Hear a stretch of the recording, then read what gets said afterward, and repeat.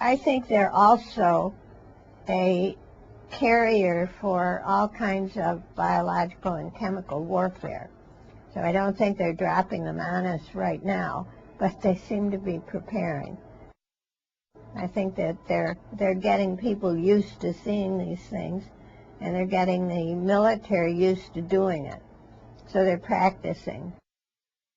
Yeah, I think most people have noticed chemtrails because it's not natural to have something crisscrossing in your sky and staying around for hours. And so they could combat global warming this way. So one of the things they're trying to do, apparently, is put metal particles into the air. They fall down, you know.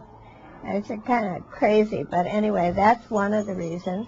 Chemtrail looks like a jet fume, but the jet discharge only lasts for about 15 or 16 seconds, whereas the chemtrail lasts for hours. And you can also see it keeps getting wider and wider, and if you look at it closely, it's dripping things. Now, from a former worker at the Oak Ridge nuclear plant, I found that the approach of our government to chemtrails is twofold. One is they think if they put metals up there over places where there were cities or groups of people, they could deflect the sun's rays back up again. The other is what they're calling aerial pharmacopoeia. And they're using as their precedent the fact that people started adding iodine to salt in order to prevent goiters in areas that had low salt. So they said this has a precedent. So there are all kinds of things going on with these chemtrails. I think they're outrageous. They don't belong in our sky, and they're probably messing up things they don't even know about. And we don't need this kind of, dosing the population with unknown chemicals and messing up the body metabolism. So they can put chemicals into those chemtrails that come down on people and try to modify some of the bad effects of pollution. I think they're also a carrier for all kinds of biological and chemical warfare.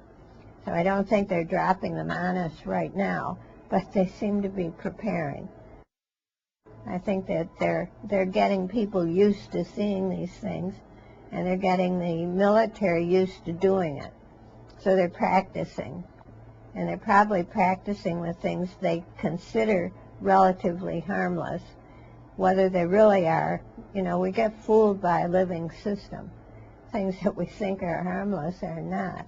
And I find it very reckless to be putting things into the atmosphere without telling people, without knowing what they're going to do. And it's certainly an outrageous approach to global warming. They ought to be joining the Kyoto Pact and reducing the harmful emissions, not adding more to the atmosphere. They totally deny it. They just say it's just the exhaust from a jet motor. They totally deny it. People have been trying to find out all over, what it is.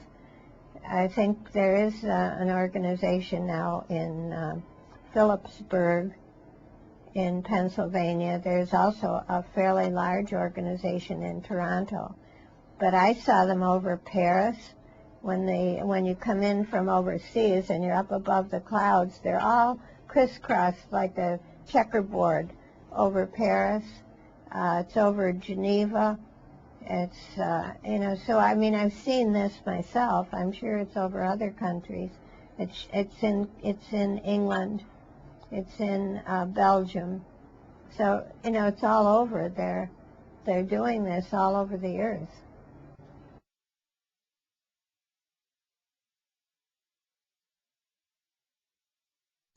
That has to be collusion, yes, because it's all over. I don't know. I don't know whether it's just Western Europe and the U.S. or because I haven't been in Asia recently, so I don't know whether they have it there. I mean, this might be just shared among friends.